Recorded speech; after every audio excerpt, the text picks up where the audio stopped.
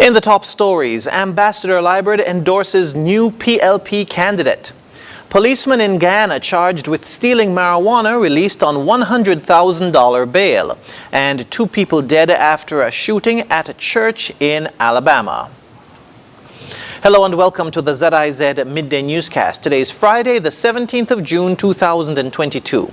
I'm Jason Davis. Nationally, Permanent Representative of St. Kitts and Nevis to the United Nations, His Excellency Ian Liburd has expressed his support for the People's Labour Party's new candidate for constituency number 1, Jacqueline Bryan. In a statement on Friday, Mr. Liburd, who is a former parliamentary representative for the area, said, "She knows us. She is for us. She is one of us. She is one of the good ones." End quote. Ms. Bryan was announced as part of a slate of candidates representing the PLP in the upcoming elections. She is expected to be officially introduced and presented as the PLP constituency representative for East Basse-Terre on Saturday, when she will be launched as part of what's being called the PLP Dream Team. The other new PLP candidates are Kendall Liburd for constituency number 4, Stacia Williams for constituency number 5, Andrew Talbot-Bass for constituency number 8, Nubian Guria, constituency number 2, and Dr. Mark Williams of constituency number 6. The University of the West Indies St. Augustine campus in Trinidad and Tobago is collaborating with the Clarence Fitzroy Brant College in St. Kitts and Nevis to promote courses in mediation as well as restorative justice. The 40-hour mediation training course is available online, offering residents the convenience of completing coursework without having to leave the country.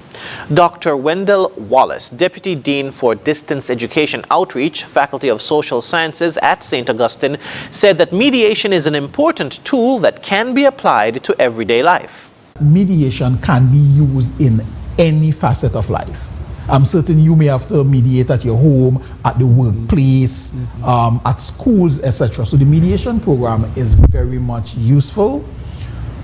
This course is not only for persons at CFBC, police officers, persons in the media, educators, taxi drivers, nurses, if you're a stay-at-home husband or wife, anyone and everyone, they're welcomed into the program. Persons completing the course will be certified by UE. Dr. Wallace said the restorative justice course is also 40 hours and is available online. In the Caribbean, there's that shift in terms of reforming criminal justice systems. So we are generally moving away from that strict punitive approach to let's mediate, for example. Additionally, when you look at criminal justice systems, again, throughout the Caribbean, as I said, they're going through that evolutionary process where we're moving away from punishment. But in Trinidad and Tobago, and I dare say in most Caribbean countries, you have huge backlog of cases in the court. He said mediation and restorative justice reform will help to relieve the backlog of court cases and encouraged persons to sign up for the courses. At a recent forum hosted by the Department of Physical Planning on Nevis, Minister of Physical Planning and Environment, the Honorable Spencer Brand, called on developers and prospective developers on the island to partner with the department to ensure mutual protection.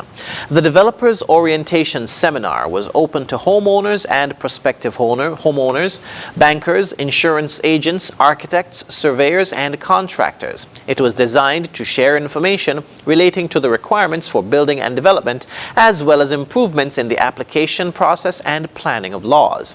Minister Brand underscored the importance of persons following the guidelines set out in the regulations for development on Nevis, noting that, quote, "We have a set of regulations and laws that govern the development of the island of Nevis, and if it is that the planning department were to make an error or falter in their application process, then the aggrieved person may be inclined to take the planning department and the government to court," end quote.